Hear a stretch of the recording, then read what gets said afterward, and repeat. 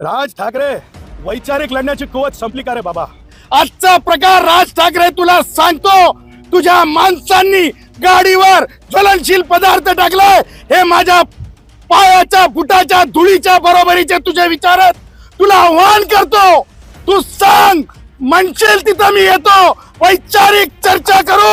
वैचारिक चर्चेत तू जर हारलास तर तू उडबशा काढ, आम्ही जर हारलो तर आम्ही म्हणाल ती शिक्षा भोगू. जरंगेला उद्योग देणं म्हणजे रेतीचा उपसा होणं. आणि त्यामुळे मला असं वाटतंय की ज्या प्रकारे जरंगे किंवा राज ठाकरे बोलतय, हे सगळे देशातल्या तुकडेपाडीची भाषा बोलतात. तुकडा पाडू, तुकडा पाडू. दाढीवाले हे पाकिस्तान नहीं है, ये हिंदुस्तान है, ये भारत है. ये भारत के संविधान पे चलने वाला देश है. इथं मराठा मुख्यमंत्री नाहीत म्हणून तुम्ही जर आगाऊ चाळे करत असतील, जरंगे असेल किंवा राज ठाकरे सारखे कल्पित स्वतःच्या इच्छा पूर्ण होत नाहीत हे लक्षात घेऊन जर महाराष्ट्राला भाषेवर त्रास देत असतील तर हे चालून घेतलं जाणार नाही. जेव्हा महाराष्ट्रात बिगर मराठा मुख्यमंत्री असतात तेव्हा काही नालायक विचार, जाती अंध विचार, कारभारी विचार, तुकडेपाडीची भाषा करणारे असे अपप्रवृत्त विचार समोर येत असतात. परंतु हे पाणी कम चायत, हे बुटाच्या धुळीसारखे आहेत. मनोज जरंगे, तुझी वैचारिक कोच संपली का रे बाबा? तुम्ही दोघे बाबा लोक झाले का रे बाबा? त्याच्यामुळे मला ह्यांच्या ज्या काही असंवेदनशील आणि अपप्रवृत्त विचार आहेत, हे अपप्रवृत्त विचार भारतीय संविधान की ताकत को रोक नहीं सकते. ही डेमोक्रेसी है, भारत रत्न डॉक्टर बाबासाहेब आंबेडकरांनी दिलेली डेमोक्रेसी आहे. भगवान बाबांनी दिलेली शिकवण आहे. माँ जिजाऊची शिकवण आहे. माँ अहिल्यादेवी होळकरांची शिकवण आहे. त्यामुळं जी माणसं या विचारानं प्रेरित असतात ती आशांसमोर वाकत नसतात. क्योंकि हम वाळू वाले भी नहीं है और हम टन टोल वाले भी नहीं है. त्यामुळं आज जो प्रकार घडला तो ज्वलनशील पदार्थ आहे, तो ऑइल आहे. ते जाळायचा उद्देश होता का?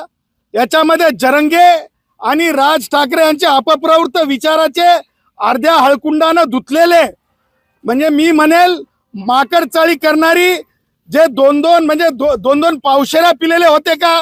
छटाक दारू पिणारे लावून दिलेले होते का? पोलीस तपास करत आहेत. आज दुःखाची गोष्ट, जी वर्दी संरक्षण करत असते त्या पोलीस वर्दीला सुद्धा ज्वलनशील पदार्थ लागलेला मी माझ्या डोळ्यांनी पाहिला. पोलिसांना उतरून ताब्यात घ्यावं लागलं. परंतु मला हे माहिती आहे की भारताच्या संविधानाचं मेकॅनिझम वाकत नसतंय आणि कोणी वाकवू शकत नसतंय. कानून के हाथ लंबे होते हैं और संविधान के हाथ बहुत मजबूत होते हैं. भाई डोळसेंच्या निमित्तानं आज या ठिकाणी जिथं भगवान गौतम बुद्ध एवढ्या मोठ्या म्हणजे याच्यावर पहाडावर जे विराजमान केलेले आहेत, ही उंची, ही वैचारिक उंची भारतीय संविधानामध्ये. जोशी समाज जो आहे, जोशी समाजाचे प्रमुख रमेश असतील किंवा मामा असतील, गुंजे परिवार असेल, झुंगे परिवार असेल, हे सगळे लोक हे बहुजन एकतेचं प्रतीक आहेत. त्याच्यामुळे राज ठाकरेचे दुधखुळे विचार किंवा जरंगेचे खुजे विचार, हे दोन्ही विचारांसमोर आम्ही थांबणारे आणि थकणारे नाहीत. तर तुम्हाला सांगतो, छटाक दारूवाल्यांपुरतेच ते मर्यादित आहेत आणि अशा गोष्टी आम्हाला थांबवू शकत नाहीत. विचाराचा प्रचार प्रसार करण्यापासून एवढं मी डंकेकी चोट पे म्हणेल. मी तुम्हाला सांगतो, याच्या मागे मी तुम्हाला सांगितलं दोन गोष्टी आहेत. हमारे उदय आए थे, आमचे मित्र, प्रिय मित्र उदय सामंत साहेब येऊन गेले होते. ते कोणते मंत्री आहेत माहिती आहे तुम्हाला? उद्योग मंत्री आहेत. जरंगेनी हा उद्योग मांडला का?